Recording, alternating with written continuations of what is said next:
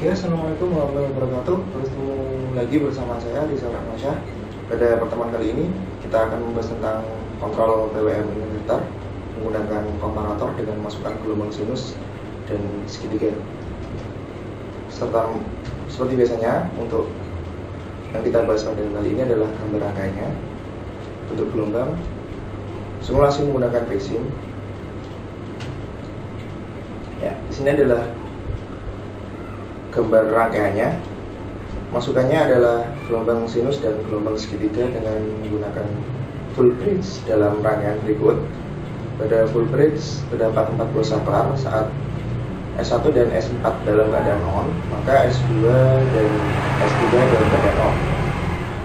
Begitu pula sebaliknya, pada saat S1 dan S4 dalam keadaan off, maka S2 dan S3 dalam keadaan on.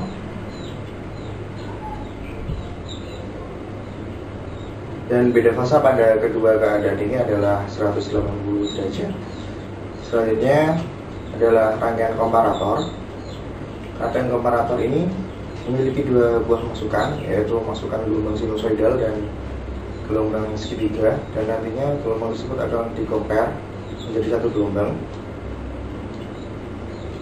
Dan di mana gelombang sinusoidal harus lebih besar daripada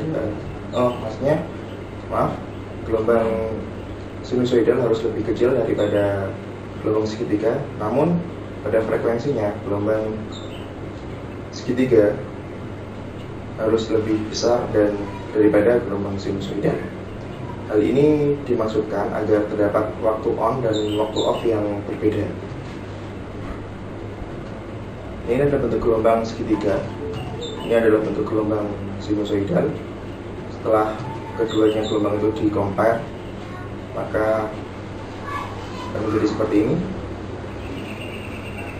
Dari gambar tersebut diketahui dari gambar ini dapat diketahui saat sinyal dalam keadaan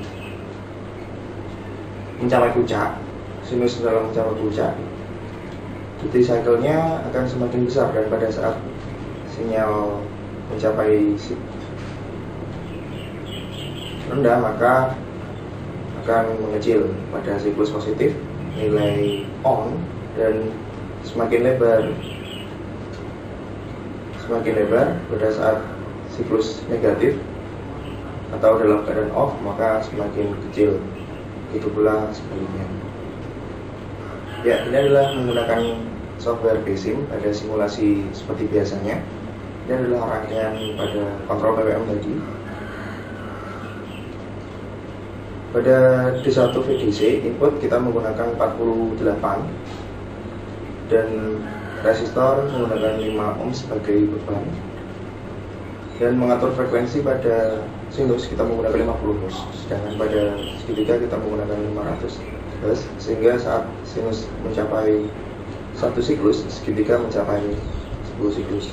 Ini adalah rangkaian komparatornya, ini rangkaian inverternya, dan keluaran gambarnya adalah sebagai berikut. Yang atas adalah gelombang yang atas itu adalah tegangan input berupa segitiga dan arus sinusoidal, dan gelombang sinusoidal maksud saya, dan keluarannya adalah gelombang yang bawah seperti yang dijelaskan di awal. Gelombang akan merenggang saat gelombang sinus mencapai puncak dan merapat saat gelombang sinus mendekati dan meninggalkan titik nol.